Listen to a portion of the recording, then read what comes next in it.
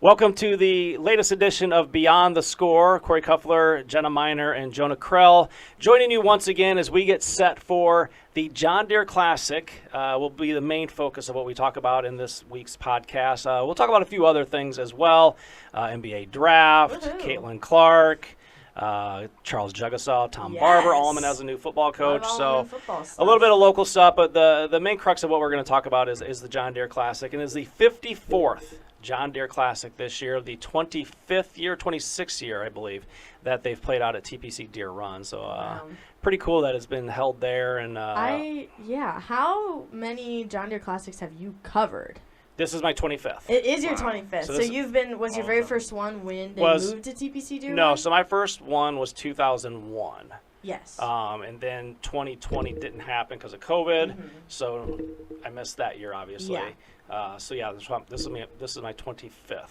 Oh my God, that's a milestone. Yeah. It's a milestone, JDC. It is. Little round of Can we applause. do golf clap? Yeah. Mazel tov.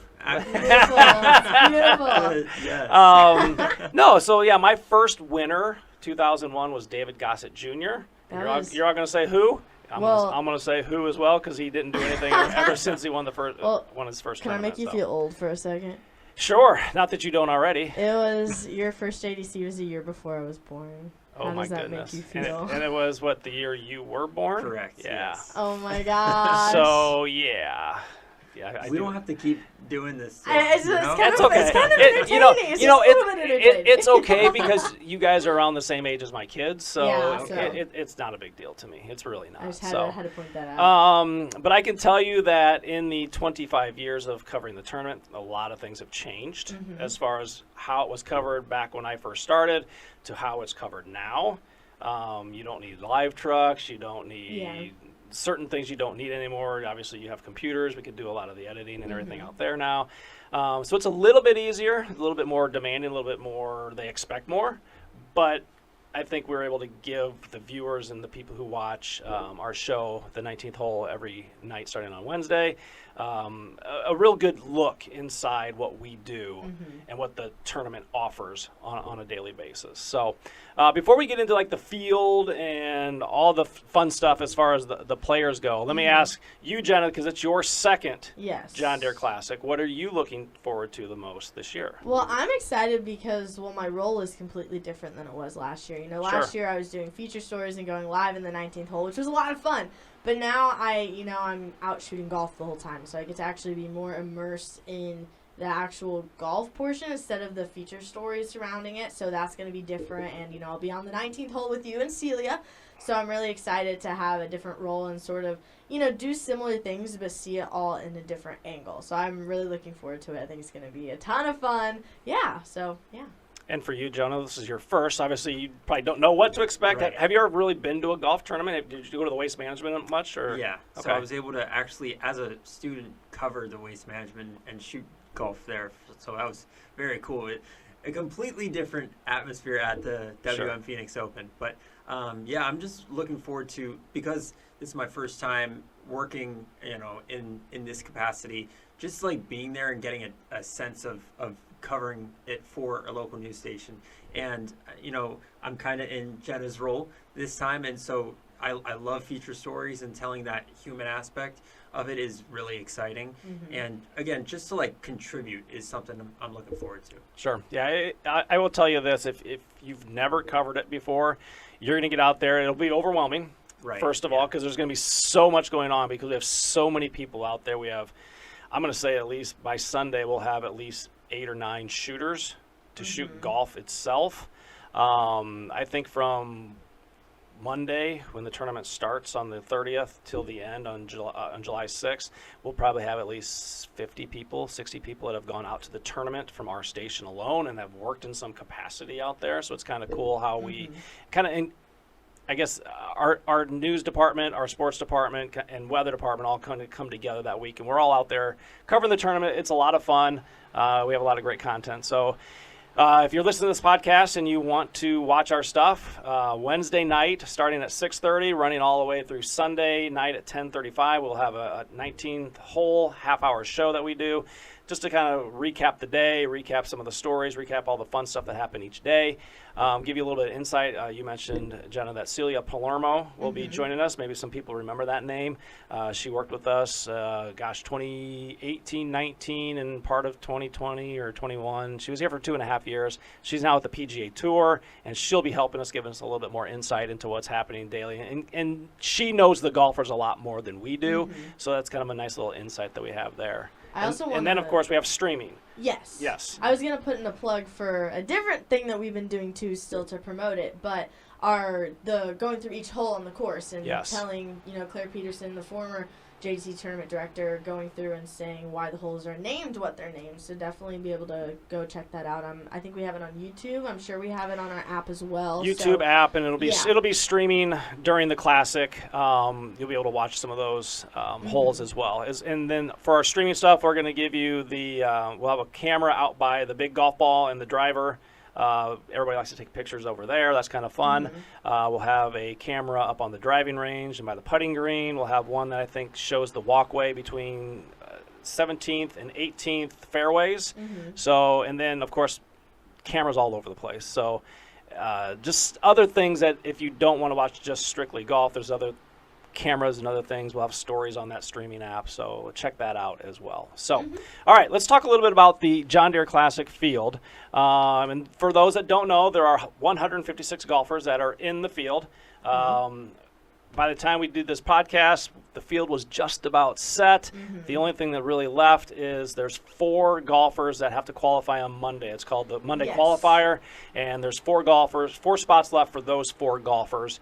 That won't be decided till June 30th, Monday of the golf tournaments. But once that's done, then the field is completely set. And there's some really good golfers in this year's field. Again, I don't know how closely or not closely some people follow golf. I follow it very closely. I'm really excited about this field. They talked about last year's field being a really good one, and it was. This one is just as good, if not just a little bit better. We have 6 former champions in the field.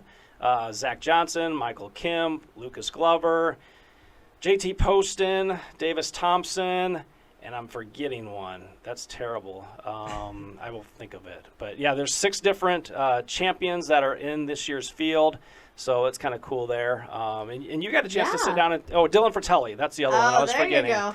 And you got a chance to talk with Andrew about the field. It was really cool because, going off of what you're saying, the strength of the field and talking to Andrew, there are over 30 golfers who have won on tour in the last 2 years. So a very strong field, and talking to him about it too.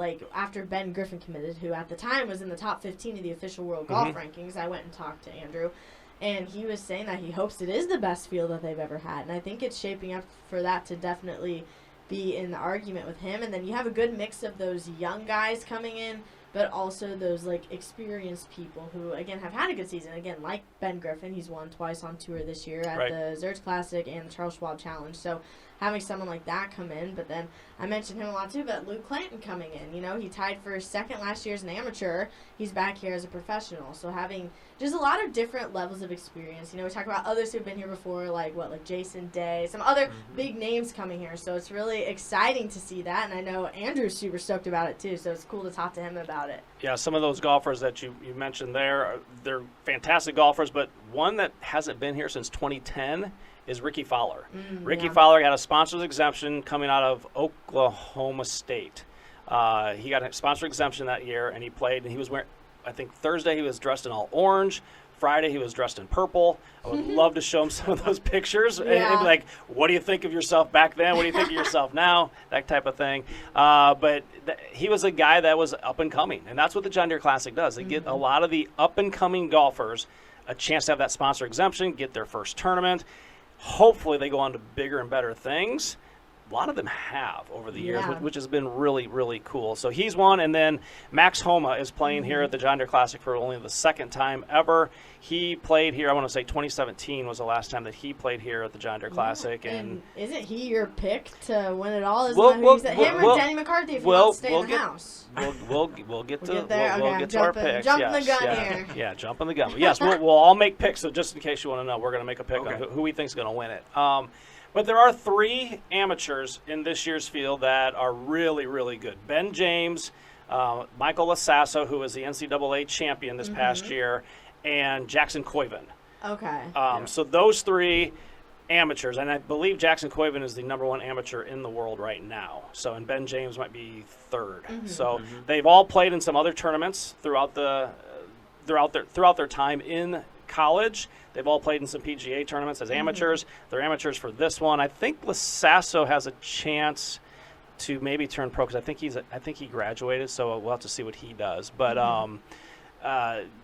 just some people to keep an eye on. Jackson Koiven, I don't want to give too much away, but he's a really cool story. His dad is originally from Moline. Oh, wow. So been trying to find out how to get in contact with him. I want to do a little story with him and kind of talk about his dad growing up here, graduated from Moline. I think his grandparents were from Moline. So he has a lot of ties to Moline. He's been back here. He's watched the tournament before, so he kind of knows it. So it'll be fun to catch up with him. But one other golfer, and I know you got a chance to talk to Andrew Lehman about it, was Luke Clanton committing. Or was that you? That was me. That was you. Yeah. So when you went and talked to him about Luke Clanton, for those that don't know, played here last year and finished T2. Yeah. So had a really good tournament, but was an amateur, and I think left almost $800,000 or $900,000 on the table because he was an amateur and couldn't collect the money. But what did Andrew have to say about Luke when you went and talked to him? Not as much specifically about Luke, but more in general about that field of amateurs and how they're back. Him and Michael Bjornsson, who I believe was also tied for the runner-up last year. It might have been, yeah. And so just those guys who are able to come up from that PGA Tour U accelerated program and be able to stamp their name early on. I mean, the John Deere Classic, there's not much pressure. You know, you're just going out there. There's, especially as an amateur. Exactly. Yeah. And those fairways are long, and it just allows for an opportunity to put up high scores and to just go out there with no pressure and golf. And that's exactly what Luke Clanton did and some of these other young guys. So he was really excited about having them back because they provided a lot of energy. That's what he said about these young guys. It's an opportunity for people to see these guys before they get into that next level of golf, like you kind of already mentioned. So it's that combination of the youth and some of those veteran names. You mentioned Ricky Fowler. Just going through the list in front of me, we have former Masters champion Danny Willett in the field as well. We have some big names like Matt Kuchar and Kevin Kisner as well. And you mentioned Jason Day as well. So a lot of veteran names. Maybe they haven't won in a while, but they're going to attract some fans. People are going to know those names. So I think that's another big key for the John Deere Classic. And if you've ever watched Full Swing on Netflix, really good documentary. They follow PGA Tour guys around for the whole year. And one of those guys that's in Full Swing, Joel Damon, is another one that is a really fun golfer to kind of follow, and he's in that documentary series as well. So kind of cool. But if you follow golf closely, you're going to notice a lot of the guys that are on the leaderboard do end up playing here or have played here. Great example of that is if you look back at just the U.S. Open champ, J.J. Spawn, he played here last year and finished top 5. Yeah. Wow. So it just goes to show you any one of these golfers at any given time could go on and win a major championship. Go all the way back to when Jordan Spieth came back in 2015. He was the number 1 ranked golfer in the world. He won two majors at that point, was going for 3 straight. I think finished second that year to Zach Johnson, who played in our tournament. Todd Hamilton one year played in our tournament, didn't do well. He's from Oquaka, so a local guy. Went over to the Open Championship and won. It was his first time he ever won a major championship. And I remember when he went over there, he was like, I'm not playing well. We'll see what happens. Well, what happened was he won. So it's kind of cool. You just don't know. But the John Deere Classic does a great job of getting these young guys in here early. Yes. Guys you may not know yet, but you may like, wait, I think 3 years ago that guy played here. And like a Ludwig Oberg, for example, played here.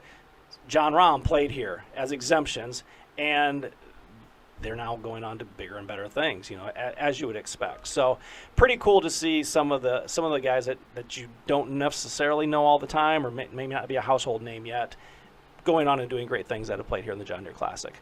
All right, so do we want to make some picks? Or actually, before we make picks, there's more than golf.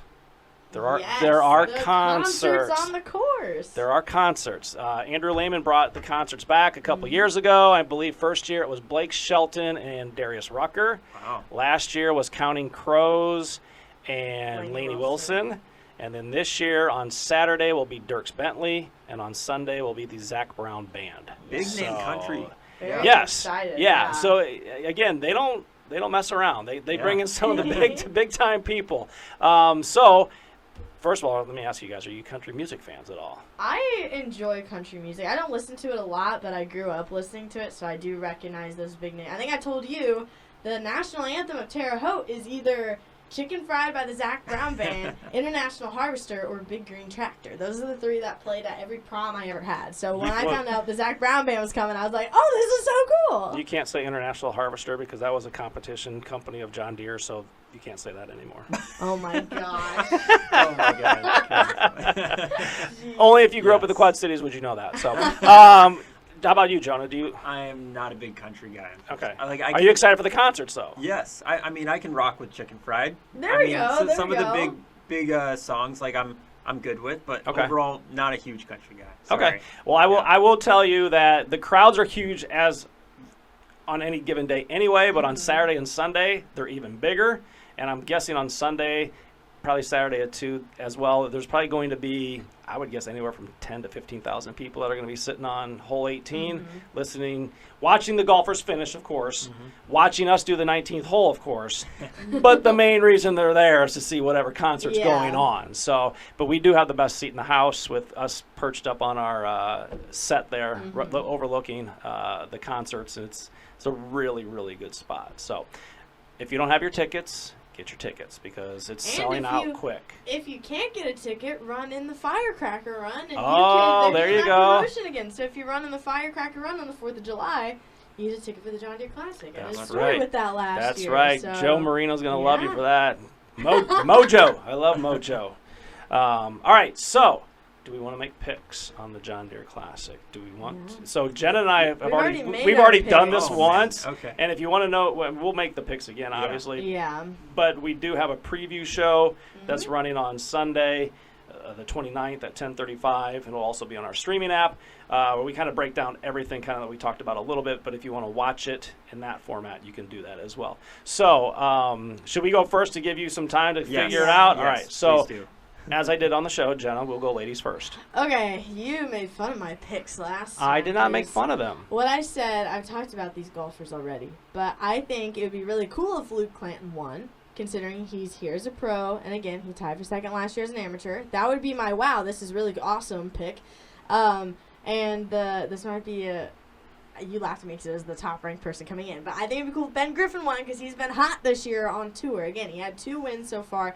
I think it would be really cool. Plus, I like his whole sunglasses look. And there's a reason for that. But yeah, tell everybody what it is. So he has really bad floaters. So, like, when he looks in the sky, I think it's just, like, hard for him to see when he's golfing. So he wears those sunglasses. And I was like, I think it's a cool look. And I think it'd be cool for, I don't know, him to hoist up the trophy with the sunglasses on. I don't know. So Ben Griffin's my pick.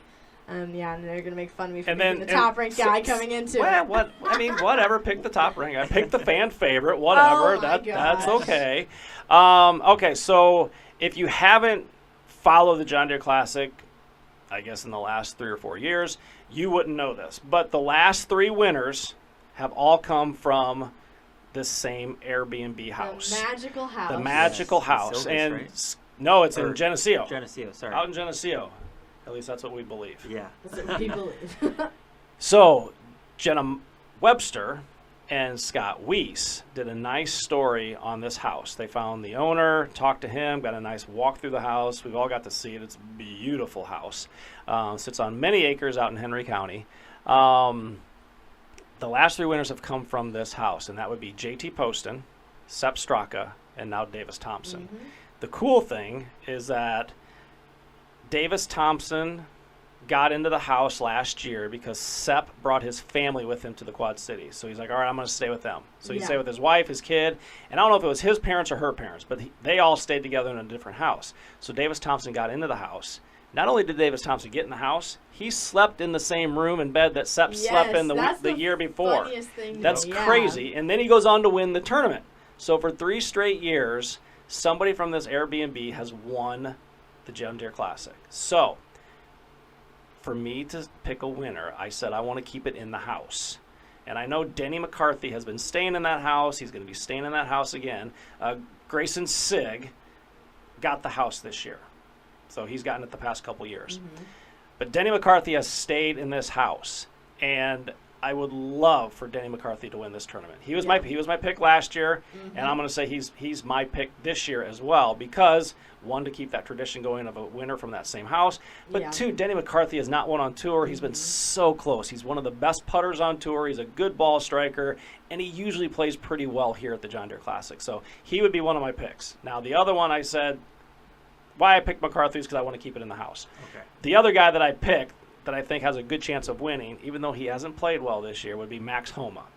Homa, he's made 16 of 25 cuts or something like that. He's got one top 25, so he hasn't played great. He's like top 100 in the world right now, so he's kind of fallen off, but I'm hoping that some of that John Deere magic that they say happens at that course will happen for Max Homa, and Max Homa will be my pick to win the John Deere Classic. So, now, Jonah, your pick. Okay, I'm not used to making golf picks because it's like, do you go with who's hot right now or do you go with someone who has experience at the course? I feel like that's the beauty of golf. It's just it's like you never really know. So let me ask you this one: is there a long amateurs? Have they had a long success? Outside of Luke Clinton last year, not really. Okay. No. Okay, so that's kind of an outlier. No. That narrows it so down. I mean, you you could pick a long shot too. You could have two. I mean, we each had a couple. So. Okay. Let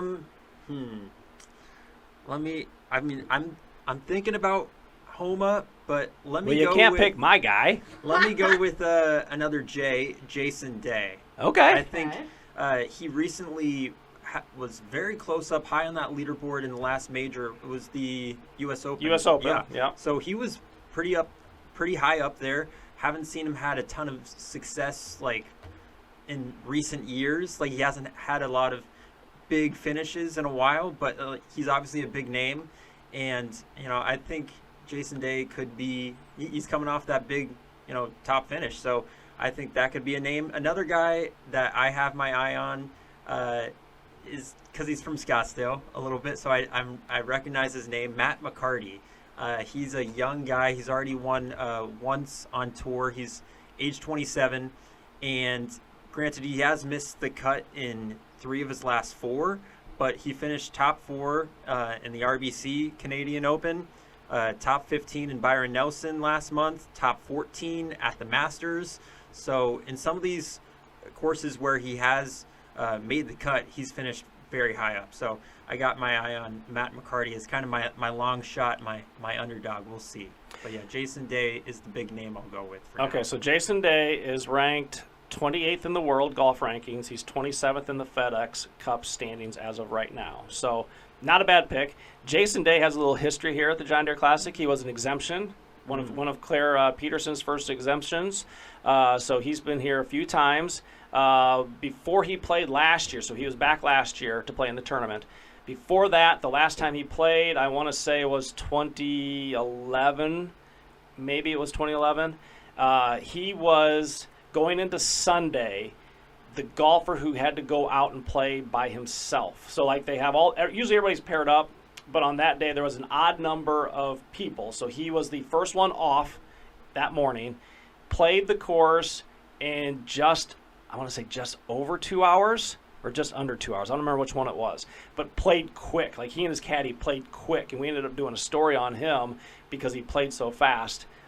He started at like 7, was done by like 9 o'clock or just before 9 o'clock. And it's like he was trying to set a record at how fast he played. Didn't play bad either, but we did a nice little story on him. And we asked, what are you going to do now? He's like, well, I'll probably do my laundry. I'll probably watch a movie. I got time before I have to get on the plane and head over to the British Open. So he's kind of a fan favorite around here as well. So he has done well here at the John Deere Classic. And the good finish you mentioned was in the Travelers. He finished T4 at the Travelers. He was T23 at the U.S. Open. So still pretty good. He was U.S. Open was tough, man. T8 for the Masters, too. So he has been playing well this year. He's got 4 top 10 finishes in 2025. So he's been playing pretty well. So you're picking Jason Day. Yes. Okay. And then Matt McCarty is kind of my okay. long shot. And then I have Homa and McCarthy and Jenna. Ben Griffin and Luke Clanton. Why don't you sound so happy about that? I don't know. I was just like saying it matter-of-factly, and then it came out really just like... Felt like these are my I'm picks. gonna pick. Like, yeah. One more guy just to keep your eye on. He's a little older, but Brant Snedeker. He's had 2 top 10 finishes in 2025. He's kind of come out of nowhere. He was Sneaky Snedeker. Yeah. So just watch out for him. Okay. Yeah. All right. So we'll see how it all goes down. And again, like I said, we'll have coverage out there starting Monday, June 30th, all the way through July 6th. We have their 19th hole show. Will begin on Wednesday, and we'll run at 6:30. Again, I'm not going to get into all the times. I'll just say 6:30. And then on Sunday, that week of July 6th, our last show will be on at 10:35. So please watch and stay tuned to WQAD. We are the official station of the John Deere Classic, and we provide the best coverage around. I'm not saying it because I'm part of it. I'm saying it because it's true. So, all right, enough John Deere Classic talk. I'm ready to go. All right, Jenna is ready to for the go. next one. What is next, Jenna? I'll let you introduce it. NBA draft. Super And excited. why are you excited? 2 reasons. 2 reasons. Kasper Siakachonis and Will Riley. Tuolani taken in the first round. The first time Tuolani have been drafted since 2005. 2005. So that was really fun. So Kasper's the 20th pick going to the Miami Heat, which he fell a little bit further back than I was expecting. Will Riley got drafted a little bit sooner than I thought because he was right after the 21st pick, drafted by the Jazz, traded to the Wizards. So it was just really fun to watch those two. Of course, Brad Underwood's there, giving them a hug, cheering them on. So we actually watched that together on. We did. Right here at the station. We watched. We did. So. it was fun. Are you a big NBA draft guy? Do Yeah. you like watching the draft, Jonah? Yeah, this year was a little boring in my opinion, but I'm there for the basketball and seeing like who's up next. Can I give you a little ball talk about Kasper Siakachonis? Yes. Do it. Can I talk hoops? Hit me. What do you want to talk about? I am surprised he fell that far. I am considering also shocked. how much of a talent he is. Just like, I don't know how, nerdy the audience is about basketball, but like his ability to see the floor, he's got a high IQ. Crafty. I love watching. He's very creative with his assists, and that's what I love. Like he's very fun to watch. Yeah, and people are talking about his just ability to make plays off the pick and roll, his ability to obviously shoot. People say his quickness to get by people, his driving ability isn't that high level, but he's a crafty guy, like you said. So I think his ability to just, people say how smart of a player he is. Oh, And yeah. I think we saw that, his ability to play. I think defense might be something for him to improve on, but like his experience in Lithuania and then getting to play under Brad Underwood and see what that's like, I think he's a really exciting young talent. Did he play in Barcelona too, right? Spain? Yes, I think Real Madrid maybe. He played over, So. But the Miami Heat is a great development organization. So for him to fall right into their lap, I think they're very happy about him. Yeah. I think, for when we were talking, Jenna, he didn't have a great combine. Yeah. And that may have been why he fell a little bit. So, okay, take that for what it's worth because, maybe he's nervous, maybe he was sick, maybe, who knows? There's so many factors that could happen. The thing is that anybody who's picked, it's a gamble. Yeah. There's no guarantees out there. Yes, Cooper Flagg went number 1. Yes, everybody expects him to be the next whoever, but you got to wait to see. And, and I think too, something I noticed with watching it seemed like there was a really strong foreign class this year. Like a lot of players from China and France, getting drafted earlier than some of those other guys who were playing here in the States. So I think that probably was a factor as well. Something else to keep in mind with Will Riley. He went 21 and then to the Jazz and then got traded to the Wizards. He's only 18 years old. He's young. He got reclassified to become a freshman this year at Illinois. He should have been a high school senior this past year, but he got reclassified and was able to become a freshman in Illinois and then go on to the draft. And again, you guys are too young to remember, but high school kids used to be able to be eligible for the draft, and you could draft a kid right out of high school. Obviously, Kobe Bryant was one of those guys. Darius Miles, Kevin Garnett. I mean, the list goes on. Richard Jefferson was one. I mean, the list can go on and on and on. they made that change where you had to play at least 1 year of college or be a foreign player and playing professionally or whatever. So yeah, just if they don't pan out in year one, give them a break because they are young. There's going to be growing pains. They probably never really lived on their own with this amount of money and being able to do whatever they want with the freedom they have. So give them a little bit of slack. Not saying if they get in trouble, give them slack. But as far as what happens on the court, give them some slack and see what happens. Kasparis has been on his own basically since he was 15. He knew he wanted to play professionally, so he left and joined a professional league and like, this is what I want to do. So for him to be, what is he, 19, 20 years old? That's 5 years away from your family, 5 years playing. He's 19, so I mean, that's still pretty young as well. I know. And one thing I thought was cool, I saw an interview with him where, well, you know, obviously he speaks Lithuanian and then learned English when he came out here, but also he was excited to go to Miami because he also speaks Spanish. He learned Spanish and he's playing Spain. Of course he knows that. So, yeah. So when he's excited to go to Miami because he's like, you know, there's a lot of Spanish speakers here too, so he can use all of that. I don't know. Really cool. It's cool talking to international guys like that. Yeah, and for him, because Kasparis is only 19, and the biggest thing that stands out about him is just his IQ and how he plays and his passing ability, his ability to make reads. With Will Riley, he's very young. I think it's going to take time for him to develop some strength, some muscle, but his raw ability to score, like Kasparis, like he can hit a mid-range jumper and pull up and get to the basket. Like, he can flat out shoot. And I think so. The biggest thing for him is just to put on muscle and adjust to the physicality of the game. But I think he'll get there. Yeah, and I think one thing with Will Riley too, I noticed during March Madness, is even though he is so young, he really knows how to show up in big moments when he's needed to. It was the game against Xavier, right? That first round. He wasn't afraid. He's a quiet guy. Even when you talk to him in the locker room, like he's definitely a little bit more introverted. But like watching that game, and I know Brad Underwood talked about it too, when he like kind of fell near the band and was hyping the whole crowd up. Like he can shine in those big moments. So I'm excited, you know, to see him get some playing time in the NBA and, you know, take on that pressure and shine there too. A couple things I thought interesting about the draft. Obviously, not surprising that Cooper Flagg went number one. Everybody expected that. Yeah. His teammate Kory Kuffler was also a top 5 pick. They played well, Duke did. No surprise that those two guys went where they went. The ones that surprised me were the Rutgers players, Ace Bailey and Dylan Harper. Yep. How do you have two guys that go in the top 5 and you're not very good as a college basketball team? That shocked me. I mean, nothing against those two players. Obviously, they're good. But how as a team? And then they had Derek Queen. He was from Maryland. Maryland. I'm sorry, Maryland. I'm sorry, but because it sounds like Dairy Queen, right? So, that's your boy. But to have those two guys playing on the same team, how do they not perform better or do better? That one kind of some injuries. Who knows? I mean, there's chemistry issues. Who knows? Something. But yeah, it was just interesting to see 2 top 5 guys from Rutgers. Again, nothing against those two guys. They're definitely deserving because Harper is Ron Harper. If everybody knows the Bulls from back in the day, Ron Harper, that's his son, or that's his dad. Ron Harper is his dad, and then Harper is the son.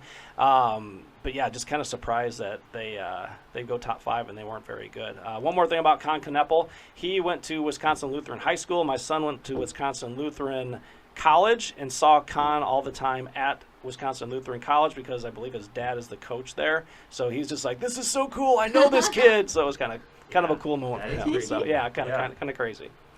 There's a little bit more with not exactly with the draft, but some free agent pickups. Yes, undrafted free agents. Yes, so Peyton Sanford from Iowa getting picked up, going to the Thunder. OKC. I know our photographer Caesar's gonna hear us saying that. He's gonna run in here. Very excited. But yeah, so that's cool. And then Iowa State, Curtis Jones gets picked up. Where did he get picked up? Denver Nuggets. Yeah. Okay. So it's cool that they're also, you know, getting looks and getting to do stuff as well. It'll be fun to see them. Since we mentioned OKC, I need to again shout out Jenna Webster and Scott Weiss. They did a really cool story. If you're an OKC fan or you watch the playoffs at all, you probably saw somebody dressed as a brick, basically. I guess they call him Brick Man. He has like a I don't know, like a mask that he puts on. It looks like a Yeah. brick. Yeah. So anyway, so cool. he is from our area. I'm not going to tell anybody where he's at, but he's from our area.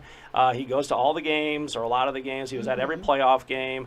We had a nice little story with him. That's up on our website right now, so go to WQAD.com and check that one out. It was a really fun story with Brickman from the Oklahoma City Thunder, who's actually from the Quad Cities, which is really weird to think, but it is. Yeah. No, So- that's gotta be cool though for Peyton Stanford getting to go to the Thunder, obviously. After Oh, this. absolutely. Awesome. And one thing I noticed about Peyton, like getting to cover the Iowa men's basketball team, is that he plays with a lot of heart. That's like the one thing that really stands out about him. So I'm excited that he's got a shot in the league as well. I'm not surprised, but I think that's gonna be really cool to see how he develops. All right, let's move on from the NBA draft. We're What's talking next? about WNBA. WNBA and our good someone friend named Cece Caitlin Clark. So let's go back real quick. I guess it was about a week ago or so that she was playing. Was it Connecticut? I believe is who it was. Yep. They were playing Connecticut. She gets poked in the eye, and then 3 players from Connecticut surround her, knock her down to the ground. There's a big to-do. Should there be technicals? There's whatever. And then at the end of the game, Sophie Cunningham comes to the rescue, and she becomes the hero out of all this, even though she committed a pretty egregious act and a pretty big foul. But it was to protect her teammate. And all I want to say about this, and you guys can talk about it as well, but I think the people in the league are jealous of Caitlin, but they got to remember you can't cut off the hand that's feeding you.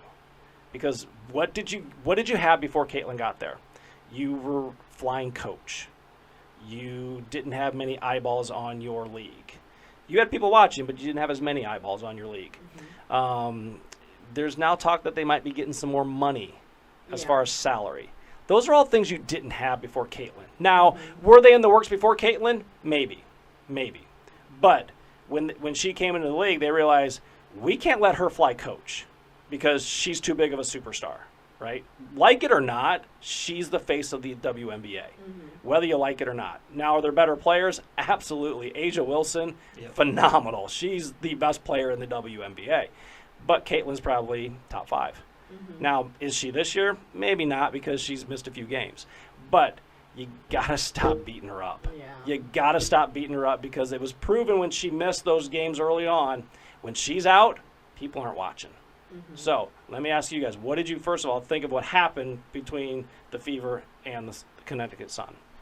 I guess I gotta put my thoughts together with it. Just seeing how other teams have interacted with Caitlin and stuff that's happened, I wasn't shocked. Like when I saw the fight broke out and like she got shoved down, which sucks. It's like, I don't know. I just wasn't shocked by it. I don't have too many thoughts. I mean, I wish it wasn't that bad, but also a high level of competition. People are going to get jealous of stuff. Stuff's going to happen. That's kind of how it is. Like, emotions flare up in the moment. But, yeah, when I saw that, I wasn't surprised at all. It was kind of my initial reaction. Yeah, similar thoughts to her. People have been tough on Caitlin. Like, they're not making it easy on her. And as they should. They're going to make her earn it, right? And there may be a feeling of jealousy. That's totally fair and totally valid. And I really like the competitiveness, but I think when it draws the line of you're kind of not, I wouldn't say trying to hurt her, but you're crossing a line, I think. And so I think, be competitive, but know there are boundaries where you shouldn't cross. Sophie Cunningham, I really liked how she kind of showed up in support of Caitlin, and she's kind of playing the villain role and helping step up for her teammate. I really like that. Granted, it was a tough foul, and she should have been ejected, and she's pulling on another woman's hair. She never argued that. She agreed. So that part I didn't like. She obviously was a flagrant foul. So yeah, that part is tough. I really like competitive basketball, and I really like how Caitlin Clark is handling this, because yes, she's getting hit. Maybe she's not getting the calls she wants. She's getting poked in the eye, but she's playing on. And after the game, she was saying in the press conference, "Hey, we're here to talk about basketball, right?" That's literally what she said. Right. And she's just there to hoop. And that's what I really respect about her. Is she's not there for the outside noise. She's done an amazing job of blocking it out, She just wants to play basketball. She obviously wants to be healthy. Unfortunate that she's not right now. But she just wants to play basketball, and she's blocking out all this outside noise. So I really respect that. I have that's one thing I've always liked about Caitlin, because even in college she got some of that. She didn't get knocked down, she didn't get pushed around like she is right now. And she knew going into this year she had to get stronger, she had to get more physical, because she knew how the play was happening. Yes, she knew how the play was happening in the league and how people were taking after her. So, but the way she handles it is with class, is with grace, and doesn't want to talk about what happened. Let's move on, right? She's always, let's move on, let's go forward, let's move forward. But at what point does that break? There's got to be a breaking point. I'm saying I hope it never happens, but at some point, if this continues to happen, does she break and finally go off on somebody? She hasn't yet, because she's handled it all. But at some point, everybody gets pushed enough that something happens. And again, I hope it doesn't with her, because she's got an image, and she's been doing a great job sustaining that image and signing autographs, and she's the face, and she's this, she's that. But at some point, enough is enough sometimes, and things happen. So we'll just have to wait and see. And as you mentioned, she's out again with a groin injury. She'll miss the game. We're doing this on a Friday, so she's going to miss the game that they're playing. So this is her 7th game that she's missed this season, which is the most ever in her career that she's missed games. She's always been a warrior. She's always been there for her teammates and ready to play. So, but one other thing about Caitlin Clark, her new basketball shoe with Nike is getting released. If you go online, you can probably find a little prototype picture of it. They look pretty cool. It looks like, let's see, it looks like the Kobe V Proto Caitlin Clark is going to be what it's called, and they look kind of cool. So they have like the Indiana Fever colors, and they're blue with the yellow, and they look pretty cool. I don't know exactly when they're going to be released. I think it might have said September, but it's if you go online, you can probably look at those, see those, and if you like them, order yourself a pair. And I mean, I'm sure they're going to sell quite a few pairs of shoes just because the name Caitlin Clark is attached to it. And another cool thing about Caitlin, I don't know if you guys saw it. KCRG, one of our sister stations, Chelsea Brown, the sports director up there, did a story. Somebody up there in that area did they had a tree that was dying in their front yard, and they had a sculptor come in and make a Caitlin Clark figure out of the stump of the tree, and it's like it's got her shooting the basketball with number 22 on there. It's really cool. The sculptor did a really good job considering he was doing it with a chainsaw. It's pretty cool. So search that, look up Caitlin Clark wood statue, and it's been the talk of the town, whichever town it is. I don't remember which town it was in, but people whatever town it is, it's the talk of it. It's up near Cedar Rapids. That's all I know is Chelsea Brown did the story, but it's pretty cool. People are stopping and seeing it, and you're seeing it now for the first time, right? It's colored like black and yellow too. She's got the black and yellow shoes on. She's got the Iowa shirt with the 22, and it's really, really cool. Yeah. So it looks a little interesting, but as you get in close, again, he's working with a chainsaw. It's not going to be a Picasso, okay? I'm not going to critique him, but it's very cool. Yeah, Jonah, you're going to make a wood carving of Caitlin Clark out of a tree. Let me just go out in my backyard and do that. Right? Let's see what you can do, my friend. So, but again, still pretty cool to have a statue up like that. So awesome. Okay, a couple local stories that we want to talk about, right? Yeah. Unless, did you want to talk about Ben McCollum in Iowa, or do you want I guess since we're talking about... Since we're keeping on the basketball... I know it's summer, let's keep it... Jonah was there. He was there at the media day last week talking to some of the players and the assistant coaches, and then he got to talk to Ben McCollum on Tuesday. So, Jonah, what are you seeing with the new era at Iowa? I think it's really exciting to see what they're building. Obviously, it's very early on. Fans got to have a reasonable expectation of what's to come. It's the Big Ten. It's tough. But Ben McCollum has done a great job of bringing in talent that he's already known with Drake transfers, who he knows they have the culture already instilled in them, and he has some new guys as well. Brendan Housen from Kansas State, one of the best three-point shooters in the country last year, and Bennett Sturtz. Obviously, we can't bury the lead there, so probably the top point guard in the country. They are just surrounded by length and versatility. Defense, that's something he's been really talking about. defense and toughness, and that's kind of the identity of this team. They're going to space the floor. They're going to shoot the ball. They have, he talks about efficiency, and they have a lot of shooters. It's going to be tough for taller teams because they're fast. They get after you on defense. They have a toughness to them, and these are a lot of mid-major guys that have a chip on their shoulder. That's what they told me. So it's going to be cool to see them. How do they compete against a really talented Big Ten? It could be something completely 180 from what Hawkeye fans are used to. Yeah. Because they like games that scored in the 90s, and we're just going to outscore you and beat you. Yeah. Didn't work all the time. We're not going to play much defense. Well, Ben McCollum likes some defense. Mm-hmm. Oh, yeah. They're going to play defense. They're okay winning a game by scoring 50 points. Yeah. They're okay with that. So and hopefully it'll rejuvenate where some more fans are there in the stands for them, because the energy needs to be up in Carver. So hopefully he'll bring some of that energy there too. Sure. Yeah. One other thing that impressed me about Coach McCollum, he knows how to build these rosters from scratch because he's had experience at Northwest Missouri State. He said, I've gone through challenges, setbacks, failures, and also positives. And so he's learned from all that, and he's now building a roster where he has a knowledge of what kind of guy he wants to bring in. So this is a very smart, I think it was a home run hire because he's a very smart guy. He knows kind of what he wants, and on the basketball floor, the results speak for itself. He wins. So it's going to be exciting to see what the future holds for Iowa. He also rebuilt it at Drake. He's going to rebuild at Iowa. Yeah. And the fans, again, give him time. Is he going to win the national championship? No. Is he going to win the Big Ten? Probably not in the first year. Give him time. He's got to be able to build with what he has. It's not really even his first recruiting class. It's a bunch of transfers, a bunch of people he knew coming in. So give him some time.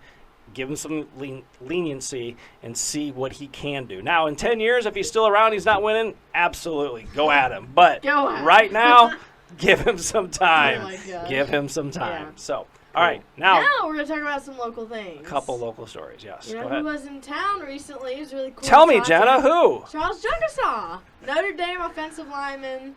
Alleman grad. He was in town for a combo camp at Alleman, which was wrestling and football, and basically how skills in both can help out in the other. So I got to go to that and talk with him, and it was really fun, obviously, just to see those athletes come back. I feel like the Quad Cities does a really good job of those athletes who are successful in college and in the professional world. They always come back and give back to the community here. So it was cool seeing him hold that camp, and just, again, seeing how the techniques he was teaching in the wrestling portion translate onto the football field. And obviously, I asked him about that, and, he's like, he basically said that just being active in sports, he feel like, is just so important. Even if it is multiple sports, you can learn stuff in different things that just translates into the other sport. And he just hopes that's kind of what the kids took away from that, is seeing that just being active and doing stuff like that is just very beneficial for you. So it was really cool to see it. And, all the little kids were there super excited to, they're like, wow, there's this D1 college football player. This is so cool. Like future NFLer maybe. Yes. Yeah. So it was really, really cool to see that. And and it was a hot weekend though, so the kids got lots of breaks, lots of water. But it was very enjoyable to see that, and just to see him give back to the Alleman community. You got to talk to him too recently, didn't you, Jonah? A couple things that stand out about him. I'm sure you picked up on this, Jenna. His maturity, like the fact that he wants to come home, give back, but also on the football field. If you look at his time at Notre Dame so far, he's barely played. Right. It's tough because of the injuries, and also when he was a freshman, they kind of eased him in. So he has barely played on the field, and he's just taking it one day at a time. He's finally healthy, and who knows if he'll go to the draft after this year. He's eligible, but he hasn't really played a full season yet. Right. So I think he's really taking it one day at a time, and he's looking forward to right now. So I think his mindset to playing, his mindset to life is it's very cool to see. Yeah, and he's transitioning to a little bit different position this year. He's going to play guard. Yeah, so that's going to be, obviously a different look for him this year too. So it's going to be cool to see him, be healthy in a different spot, kind of just being out there and getting to play some football. So I'm definitely excited to see Fighting Irish this upcoming season. couple other people that have recently been back to do camps, since we were mentioning Quad City guys that are coming back. Joe Weiss camp had his basketball skills camp with his wife Mackenzie. Mackenzie Meyer was her name when she played in college. She was at Iowa as well. It's his 4th year hosting this camp. A ton of kids came out to Muscatine High School, where he was Mr. Basketball in Iowa. He was Gatorade Player of the Year in high school at Muscatine. So his 4th year hosting that camp was really cool. A lot of people go out there, and he had his brother-in-law, who is Jack Campbell, was there. Jack Campbell plays for the Detroit Lions. He was there helping out. Yeah, kind of cool. And they were both giving life lessons and talking to the kids and things of that nature. So that was really cool. And then just recently, Jake Gervais, Super Bowl champion from Assumption High School, played at Iowa, won that Super Bowl with the Rams. He held his Rally for Reed camp, his 5th and last Rally for Reed camp. But he had a lot of his Iowa buddies there. Ben Neiman, who played in the league with the Lions, Pat Angerer, Bettendorf guy who played with the Colts, and then several other Iowa players and some guys who played in the league were at this camp. Again, raising money for a great cause for pediatric cancer and the Reed Gleason family. So yeah, pretty cool that those guys coming back to the Quad Cities, not forgetting their roots, and giving back to the community. Kind of what the Quad Cities is all about. All these guys, they go away, they find a way to come back, and they find a way to give back, which is really cool. But sticking with football, we do have one other football story. Sticking with Alleman. Yes. Alleman football has found its new head varsity coach. So Tom Barber will be the coach of Alleman varsity football this upcoming season, which is cool because, that program's coming back. It's really exciting. But I got to talk to him, and his story is really fun because he's from Assumption, coached a little bit at Davenport North. Then he went to Virginia, coached there, came back. He was at Riverdale for the last 10 years, and now he's going to be his first head coaching job at Alleman. So he's been a part of the MAC, the track, and now the Western Big Six. So he's played with those big conferences. He's been around the block with all of them, so that's really cool. But also when he was at Riverdale, he was the assistant coach, offensive coordinator, and helped them when they didn't have a team in 2022. Helped bring them back into a varsity program. Helped bring them back to a varsity program. And so I think he was the perfect hire for Alleman. Just he knows the mindset, knows how it is to not have that varsity program and what to do to bring it back. And he's super excited to get out there and, with the kids, start getting it rolling, ready to play some football. And I just think he was a really good fit and a really good hire, just hearing his mentality and his experience with that. So I'm really excited that Alleman has a program. It's going to be fun to see him at the Western Big Six now. Yeah. Back playing again. They've always been with the Big Six, yes. But No. Him with the Western Big Six. Yes. And for those that don't know, they did have JV football. Yes. It wasn't like the program completely went away and they're building this from scratch. They had JV the past couple of years. Just the lower classes, the freshman, sophomore classes were big. They didn't feel that if they moved those kids up to varsity to play against some of those 17, 18-year-old kids from the other schools, that it was going to benefit them. Why let these 14, 15, maybe 16-year-old kids go play, potentially get hurt, hopefully it would never happen, but then get discouraged and then not play, and then now you're fighting a battle of, we're going to have to go another year without playing varsity football. So that's kind of the state Alleman was in. They're like, if we're going to do this, we're going to build it back right. They did that for 2 years. They stepped away. Hard decision, but they did play at the JV level. So even those upperclassmen got to play JV football. So it isn't like they're all starting new again. So it's kind of cool that they'll be back playing in the Big Six this year. So that means the Western Big Six teams don't have to find that Week 5 opponent where they don't know who they're going to play or whatever. It'll all be within the Big Six. So again, football season probably 2 months away before we start doing all the stuff for the score and everything like that. So should be pretty exciting. Football season around here is always a lot of fun. And again, wish Tom Barber all the success at Alleman High School and the Pioneers. We're rooting for them to continue to have a team along the way. So, is that it from our list? Yeah, that's our list of topics. We made it through everything. Yeah. So again, just to recap, kind of John Deere Classic coming this week, the 54th John Deere Classic coming up here at TPC Deere Run. Get your tickets, get out there. Bring your sunscreen. Lots of water. Yeah, it's going to be fun. Don't worry, our trailer is a nice, cool 60 degrees, so once you're out there in the sun for a couple hours, you come back, it feels really nice. But make sure you bring some Tylenol because you're in and out of the cold. Bring a jacket to sit in the trailer for a few hours. So it'll seem weird, but you got to bring a jacket. Around with sweatshirts on, that's why. And again, our 19th hole show with myself, Jenna, and Celia Palermo on set starts Wednesday. Jonah will be out in the field doing a bunch of stories and live shots for us, which is going to be awesome. But that starts on Wednesday, 6:30. Basically every day, Wednesday through Saturday, and then 10:30 on Sunday night. Mm-hmm. So stick with us, WQAD, the official station of the John Deere Classic. So again, we hope you have enjoyed listening to our fifth edition of episode. Beyond the Score. So again, if you like it, let us know. If you have something you want us to talk about, let us know. And we really appreciate you watching, and we hope you enjoy the John Deere Classic this week.